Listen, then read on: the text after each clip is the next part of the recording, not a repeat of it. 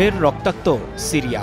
দেশটির দক্ষিণাঞ্চলের সুইদায় ড্রুজ সশস্ত্র গোষ্ঠীর সদস্যরা প্রতিপক্ষের বিরুদ্ধে ভারী অস্ত্র দিয়ে গুলি ছুটছে। গাড়িতে দেখা গেছে তাদের গ্রুপের পতাকা। এই সংঘাতে সেনা সদস্য সহ প্রাণ যায় অন্তত ৩০ জনের, আহত শতাধিক। রোববার গভীর রাতে অস্ত্রধারী ড্রুজ ও বেদুইন গোষ্ঠী বড় ধরনের সংঘাতে জড়ায়।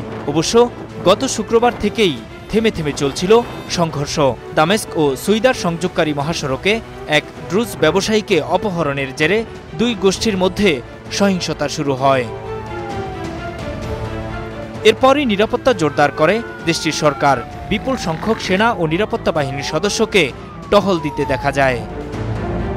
সিরিয়ার রাষ্ট্রীয় সংবাদ সংস্থা স্থানার খবরে বলা হয়, নিষিদ্ধ এসব সশস্ত্র গোষ্ঠীর হাত থেকে জনগণকে রক্ষার চেষ্টা করেছিল সেনা সদস্যরা, কিন্তু তাদের হামলায় বেশ কয়েকজন সেনাও প্রাণ হারিয়েছে।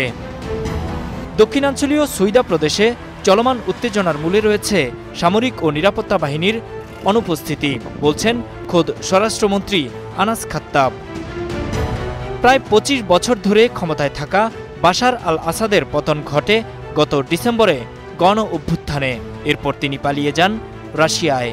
জানুয়ারিতে সিরিয়ার প্রেসিডেন্ট আহমেদ আল শারার নেতৃত্বে অন্তর্বর্তীকালীন সরকার গঠিত হয়, কিন্তু দেশটিতে এখনও স্থিতিশীলতা আসেনি। সবশেষ গত জুনে একটি চার্চে আত্মঘাতী হামলায় প্রাণ হারায় ২৫ জন। নূর মোহাম্মদ, স্টার নিউজ।